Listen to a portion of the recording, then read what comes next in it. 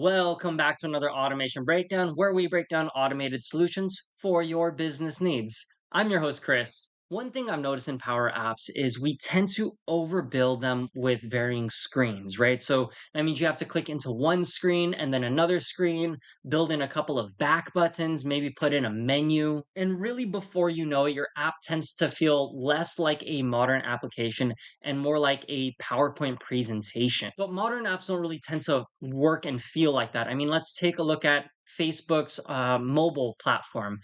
You can go to the marketplace, you can go to the homepage. It's all within the same screen. It's just inside of this tabular experience. Much the same as like in LinkedIn's mobile application as well. You can toggle to varying screens. You can look at the jobs. Again, it's all on the same screen. It's just with this tabular experience. They keep you on one experience and dynamically change the content based around what you selected. So in today's video, let's go over how to build the same experience inside of Power Apps using containers and some variables in there so you can move between different sections of the app without constantly navigating between screens. And honestly, not only does this create a cleaner, user-friendly way to use your application and really create that user experience, but it also makes your app feel significantly more modern. That was intentionally done. So if that sounds good, let's hop into Power Apps. The first thing we need to do in order to create this modern experience is go to the three dots, go to settings, updates, and well, modern controls and themes. Make sure this is turned on. Well, obviously, I mean, I'm also going into my data and just connecting this to a few different background data sources. Personally, Power Apps the last couple of years has given us these containers and I just love them. They make app building so much quicker. The formatting is already kind of built into it. And for this build, I'm going over to padding and we see padding at the top, bottom, left, and right. I'm just zeroing them all out. That's the padding around the sides of this. Next, I'm going over to inserts and let's search for a container. Go over to flexible height and I am going to turn off flexible height. Now I'm going to the height of this container and I will do, let's say 60. Inside of this container, I'm going to retitle this to our tab container, and we will insert a tab list. Inside the inputs, this is what is inside of the modern controls and themes tab list. Now you can see it doesn't really stretch across the width of the container. So let's go into the width property of the tab list and let's say parent.width. Now you can see it kind of bleeds over outside of the container. So let's click back onto the tab container. Same thing like before, and this is the reason I did this earlier, is let's take out the padding. I'm just going to zero all of these out. Now you can see that the tab list is inside of the tab container. These are your varying tabs. You have item 1, 2, and 3 as the default inside of the tab list. So clicking back onto the tab list, let's go into the items property and take a look at what Power Apps has pre-populated. And what they have so far is this is a table with three different sections in it. The value of item 1, the value of item 2, and then the value of item 3. We're going to edit some of this and then add on to what Power Apps has already pre-established. First off, I'm going to format text. That way it's a little more pleasant on the eyes to look at. I'm going to delete this out and let's say employee list. Item 2, I'll delete this one out and say discipline list. And then item 3, I'll just say performance scores. Now inside the first value of employee list, I'm going to add a comma and we're going to add on to this and I'm going to say unique ID colon 1. Same thing here after the double quotes, I will add in unique ID colon 2. And then on the third item, after the double quotes, I will add a comma, unique ID 3. Now, as I highlight the entirety of the table, you'll see the table right here. Unique ID, we have 1, 2, and 3, and then the value, employee list, discipline list, and performance scores. As I minimize this screen here, now you can see employee list, discipline list, and performance scores. Let's go ahead, press play on the app, and you can see as we start to click through these three different tabs, they start to highlight. Honestly, you can create as many tabs as you want in this list. Now, let's go check out some of the properties within this tab list. If you look at appearance, it's defaulted to transparent. Let's go into filled circular, and you can see the tab experience is a little bit different now. You have this circular tab.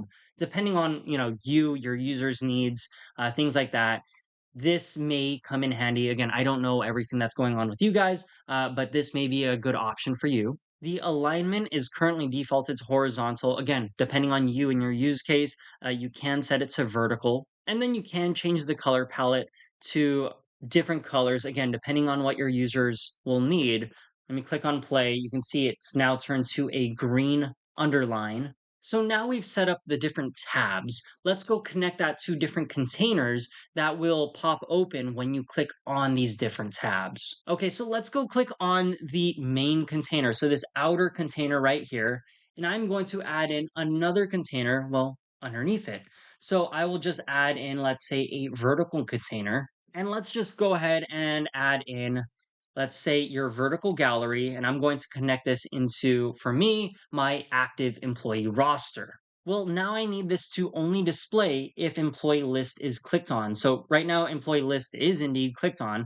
But what if I click on discipline list? Well, I need this container to now disappear. In order to create that experience, clicking back onto the tab list, let's now go over to the on select property. And we are going to set and create a new variable. Set our var unique ID, comma, to self dot selected dot, and our different columns now appear within this on select. So you have your unique ID and then your value. And for us, we need it to equal our unique ID. Close that out. Now I am not clicking on to this gallery here. I'm clicking onto the container that the gallery is housed within. Going over to the visible property, we're now going to say var unique ID is equal to 1. And because this is the first tab within this tabular experience, I'm also going to say or the double lines or is blank and var unique ID. If we have not clicked on it yet, or var unique ID is equal to 1, either way will pop open this screen. So let's go ahead and test this out. I'm going to click on employee list. Let's now click on discipline list, and now it disappears. Performance scores, nothing pops up. Now let's go ahead and set our discipline list tab. And because I did click on the discipline list just to show you kind of the mechanics of this, as I highlight onto var unique ID, it does say 2 at this point. Because we've clicked on number 2 within our tabular experience, our discipline list, which the unique identifier connected to it was number 2. Now, again, within this container here, the main container, I will add in another container. This time, let's add in a vertical container. Click on the plus icon. We will add in this time a form. We'll connect it over to our discipline list. And once again, we're not going to be clicking onto this form itself, but the container that the form is housed within. And so now I'm going over to the visible property again. And this time I will say var unique ID is equal to 2. Let's click on play. Now you can see the form right here as I go to employee list. The employee list pops up, go to discipline list, the form experience pops up. And performance scores, we haven't set that yet, and it's blank. This is getting out of hand. Now there are two of them.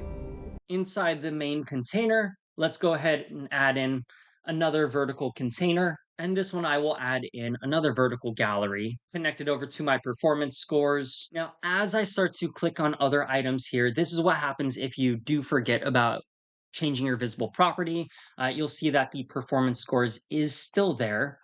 So as I click onto performance scores, once again, click onto the gallery, but we're not clicking on the gallery. We're clicking onto the container that the gallery is housed within. Go over to the visible property, and we will say our var unique ID is equal to 3. As we start to click around, you do see that each of the tabular experiences really work. And this can be used in a number of different ways. For instance, if you have some type of multi-screen type of form, instead of taking them through multiple screens, it allows the user to maybe go back and edit some answers inside of this tabular experience. And if you're talking about employees, maybe inside of one tab, it's all of their personal information, let's say their address, phone number, email address. In the next tab, you can have it as their current job. So which department that they're in, which job title that they have, and then another tab to talk about pay.